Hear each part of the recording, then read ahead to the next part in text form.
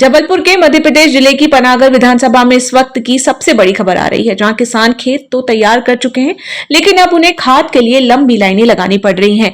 हालात इतने बदतर हो गए हैं कि किसान रात भर सोने की जगह लाइन में खड़े हैं, फिर भी उन्हें एक बोरी खाद नहीं मिल रही। पनागर की पंचायतों में इस वक्त अफरा तफरी का माहौल है। किसानों की भीड़ खाद वितरण केंद्रों पर उमड़ रही है। टोकन सिस्टम के नाम पर धक्का मुक्की, पत्थर से लाइन लगाना और पूरी रात जाग कर इंतजार करना, ये तस्वीरें बताती हैं कि सिस्टम कैसे फेल हो चुका है। सर, यहाँ पर किसानों की शिकायतें थी कि यहाँ पर बड़े किसानों और व्यापारियों को माल दिया जा रहा है, छोटे किसान एक एक दो दो बोरी वाले भटक रहे हैं। आज यहाँ पर आप जांच करने आए, तो जांच में आपने क्या पाया? मैं यहाँ पर आया तो सर्वप्रथम मैं ऑटो को देखा तो ऑटो में 30 बोरी तो रखी हुई थी, जिसमें मैं उनके रजिस्टर का कैश मेमो जो रहती है, जो रजिस्टर काटा जाता है बिल बुक, उसका अवलोकन किया। अवलोकन में जो किसान बताया गया कि विनोद पटेल के नाम से है ये, जबकि उसमें वो प्रदीप पटेल के बताया गया कि प्रदीप पटेल के नाम से ये रखी हुई है खाद ऑटो में। और अवलोकन करने पर पाया गया कि वो उसमें प्रदीप पटेल का नाम ही नहीं था बिल बुक में। बिल बुक में जो काटी गई थी उसमें केवल नाम था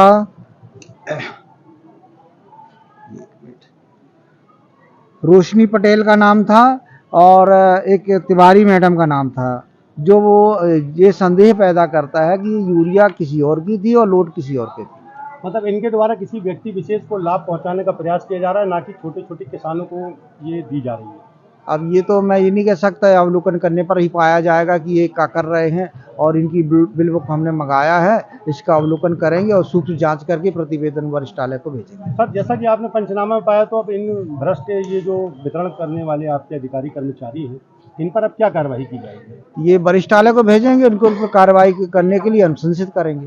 कुल मिला के ये अनियमितताएं यहाँ पर पाई गई। हाँ, अनियमितता वो तो पाई गई थी। प्रश्न दस्ता तो यही पर दर्शाता है। सर, नाम बताइए। गणेश प्रसाद माझी, किस पद कृषि पे? विस्तार अधिकारी पनागर। क्या समस्या है आपने? सर, हमारी 10 तारीख की बुकिंग है और यूरिया नहीं मिल रही सर, एक भी बोरी नहीं मिली। क्या बोल रहे हैं जब आप यहाँ आ रहे हैं? आ रहे तो कह रहे नहीं है ही नहीं है। कब बुक करी थी आपने? हमने 10 जुलाई को। अच्छा, क्या नाम है आपका? अरविंद पटेल। कहाँ रहते हैं? खिरगिया। अभी कितनी एकड़ जमीन है आपकी? मतलब ऐसा ही है सर, 4-5 है। 4-5 एकड़ जमीन है। हाँ। 10 तारीख को आपने बुक करा, आपको खाद नहीं मिली सर। सावन के पवित्र महीने में देश भर में शिव भक्ति की लहर छाई हुई है। इस भक्ति भाव से ओतप्रोत माहौल में अखिल भारतीय क्षत्रिय महासभा द्वारा आज एक भव्य झंडा यात्रा निकाली गई। ये यात्रा न केवल आस्था का प्रतीक रही, बल्कि पर्यावरण और स्वच्छता का संदेश भी लेकर चली।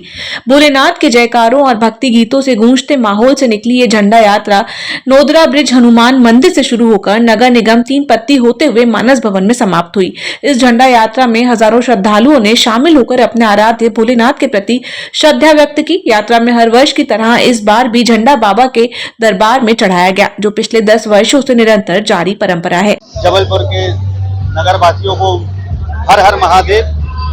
अखिल भारतीय क्षत्रिय महासभा के द्वारा आज एक भव्य झंडा यात्रा निकाली जा रही है, जो नोदरा ब्रिज से होकर MLV स्कूल छोटी खेरमाई में प्रस्थान करेगी। और इसका ये उद्देश्य है कि हम लोग हिंदुत्व को जगाने का काम कर रहे हैं, जिसमें सारे सनातनियों को ये मैसेज जाए कि हमें अपने धर्म में चलना है। मैं सतीश सिंह राठौर, क्षत्रिय महासभा अध्यक्ष। हर वर्ष अनुसार क्षत्रिय महासभा द्वारा झंडा यात्रा आयोजन किया जाता है।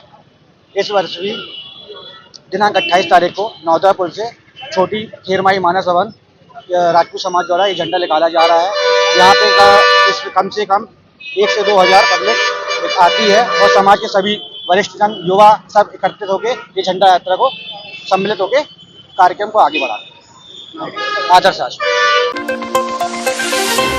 जबलपुर में आयोजित पत्रकार वार्ता के दौरान स्वास्थ्य चिकित्सा के मुख्य अधिकारी संजय मिश्रा पर अनेक सवाल खड़े करते हुए जानकारी देते हुए बताया कि 4 जुलाई को शासन द्वारा अनुशासनात्मक कार्रवाई हेतु राकेशिया को सरकारी गवाह बनाया गया है। साथ ही राकेशिया के द्वारा प्रस्तुत शिकायत की जांच 45 दिनों में कर विधि सम्मत कार्रवाई करने का आदेश माननीय उच्च न्यायालय द्वारा लोकायुक्त को दिया गया है, जिस पर राकेशिया के द्वारा दायर अवमानना की कार्यवाही करना का नोटिस भी लोकायुक्त को 4 जुलाई को न्यायालय द्वारा जारी किया गया।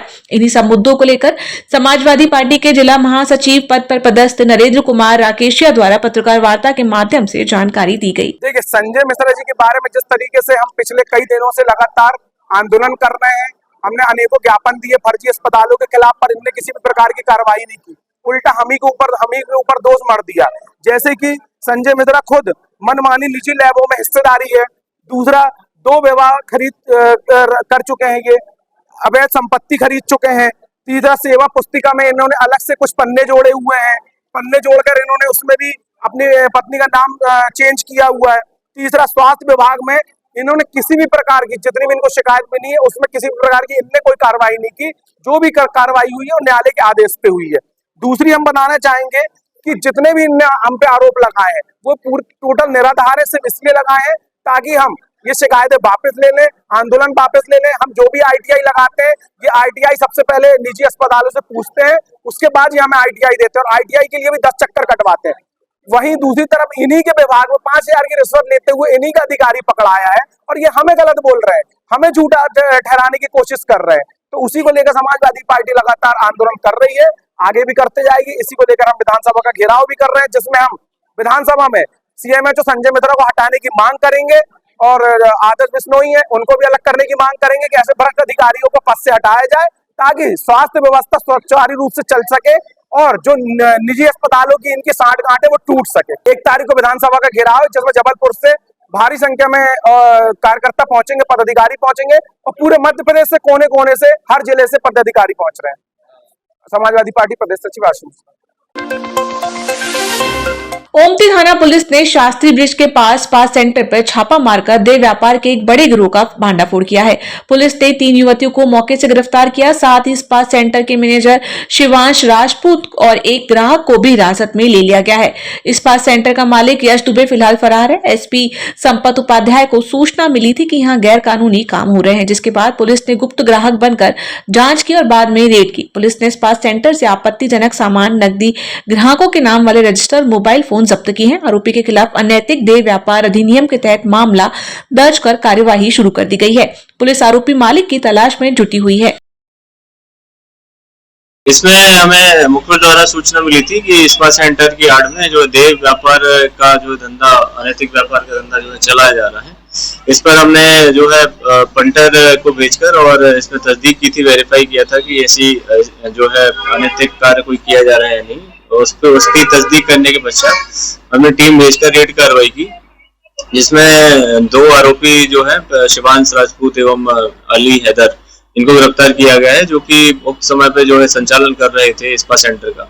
इसके अलावा जो संचालक और जो ओनर है, जिसके नाम से गुमास्ता है यश दुबे, उनकी भी तलाश की जा रही है, उनको भी जल्द गिरफ्तार कर लिया जाएगा।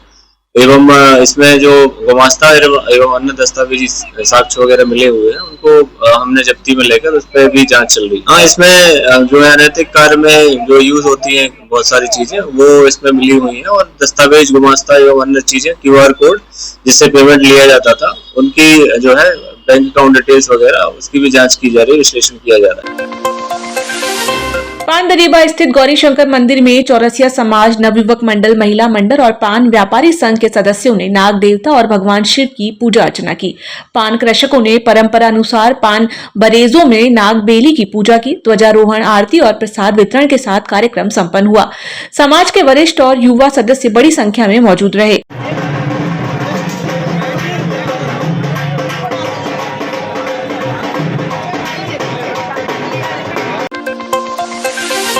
पर्यावरण संरक्षण के लिए पौधारोपण बहुत ही जरूरी है। जीवनदायिनी ऑक्सीजन का एकमात्र स्रोत वृक्ष है। इसकी आवश्यकता सभी को समझनी होगी। मानव जीवन वृक्षों पर ही निर्भर है। यदि वृक्ष नहीं रहेंगे तो धरती पर जीवन संकट में पड़ जाएगा। पर्यावरण हरा भरा रहेगा तभी जीवन भी सुरक्षित रहेगा। पर्यावरण का संदेश देते हुए मदरसा अहले सुन्नतगढ़ बाजार के बच्चों ने सूपाताल कब्रिस्तान में पौधारोपण किया। बच्चों ने अपने नन्हे हाथों से पौधे लगाए।